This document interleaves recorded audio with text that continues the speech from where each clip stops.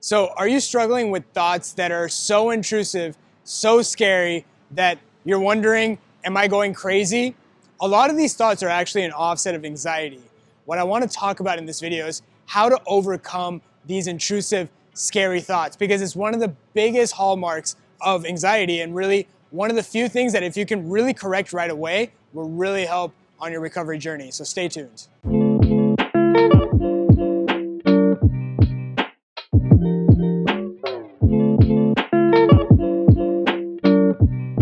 So first things first, before we even get started, it's really important to know that you can't actually stop a thought.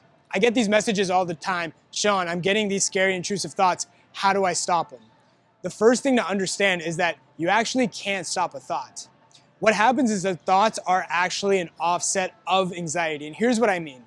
When you're in this fight or flight response, what happens is your body starts producing extra adrenaline. And what happens is that leads to physical symptoms. So you may experience palpitations, dizziness, nausea, and those things scare you. And it's really easy to think that there's something physically wrong with you. However, assuming you've gotten everything ruled out by your doctor, the claim that it's just anxiety doesn't make sense. And what happens is a lot of individuals end up thinking, yeah, but what if it's something else? What if the doctor missed something? What if it's something that's so scary that by the time people find out, it's too late? This is one of the common mistakes I made when I was struggling with anxiety. And the reason why I was making this mistake was I didn't realize how anxiety affects thoughts. See, the way anxiety works is that it looks at all the worst case scenarios, all the scary situations for you, which is very personal. It grabs the scariest one and and essentially magnifies it and makes it feel like the most likely scenario, even though the chance may actually be zero and you've actually been cleared out by everything. So first things first is to recognize that these scary, intrusive thoughts are actually an offset of anxiety. What happens is your body ends up producing adrenaline and your body ends up burning off the adrenaline, but one of the organs that burns off adrenaline is your brain. And your brain burns it off by, again, looking at all the bad case scenarios, grabbing the scariest one, and making it seem the most likely. So how do you overcome these thoughts? How do you stop focusing on these scary, intrusive thoughts and actually focus on recovery? Well, it's really important to recognize that these thoughts are just an offset of anxiety and to label it as such. So what you want to do is label these thoughts as anxiety. The common mistake people make is these thoughts come in and they start engaging with these thoughts. They become identified with these thoughts. These thoughts come in, yeah, but what if the heart palpitations is due to some heart condition? What if the breathlessness is due to the fact that you may pass out any second? And even though these thoughts are scary, they're actually just thoughts, and it's just an offset of anxiety. What most people end up doing is they end up going Google searching, they end up going on forums trying to figure out what's going on. But if they just let the thoughts be there, just let it burn itself out, you'll notice that the thoughts go up, they get scary, they may scare you, but you don't need to do anything about it. And eventually it drops. The thought goes away. It comes and it goes on its own. And it's a very important thing to realize because that's the first point. When I was struggling, I understood that I actually didn't have to do anything about these thoughts. They were just thoughts. I could leave it there. I could just keep it the way it was. And the thoughts was gonna come and it was gonna go. And as long as I didn't really engage with it, as long as I didn't interact with it, as long as I didn't try to analyze it, it just kind of went away on its own. So if you're struggling with these intrusive, scary thoughts, recognize that it's just an offset of anxiety. The same way you would experience a palpitation, the same way you may experience unreality, feelings of depersonalization, derealization, the same way you may even have some of the emotions that come with anxiety, this impending sense of doom or any of these other emotions. It's all an offset of anxiety. And the important thing to do is put it all under one umbrella, anxiety.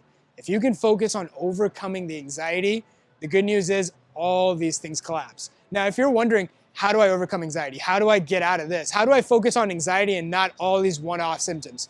If you really want to know, I'll put a link down below. Essentially what I've done is laid out steps, how to overcome anxiety. These are the exact same steps I use to help my clients fully overcome. There's no secret. I'm not hiding anything. This isn't to have you register just to make you sign up for something later. This is exactly step by step what I did to overcome and exactly what I show my clients to fully overcome as well. And the reason why I'm sharing this is because I know a lot of people have been reaching out and I know I'm not gonna be able to help everybody, so I'd rather just lay it out for individuals. And I remember when I was struggling, I knew it would be something very useful for me. I was trying to find info, I was trying to find guidance, and I never could find right guidance. So hopefully this report will be great value for you. Now the last thing to focus on is, don't focus on short-term comfort. Focus on what we call long-term freedom.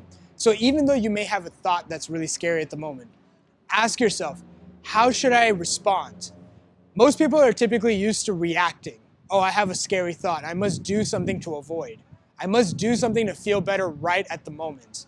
But if you can focus on long-term freedom, that's how people overcome anxiety. That's how you become ultimately free from anxiety and all these symptoms go away.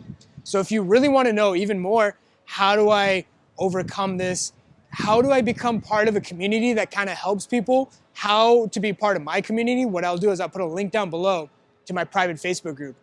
In this group, I'm putting even more exclusive content that I'm not posting on any other social media platform.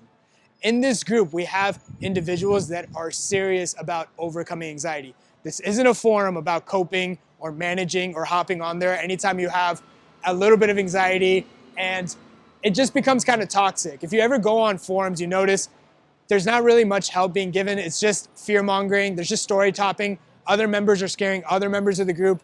It gets very toxic. This group is different. This group is with individuals that have actually overcome, people that are on their journey and people that are just beginning. So if that's you, click the link down below. It's gonna ask you 3 questions. It's really important that you answer those 3 questions to the best of your ability. We want as many people to join as possible.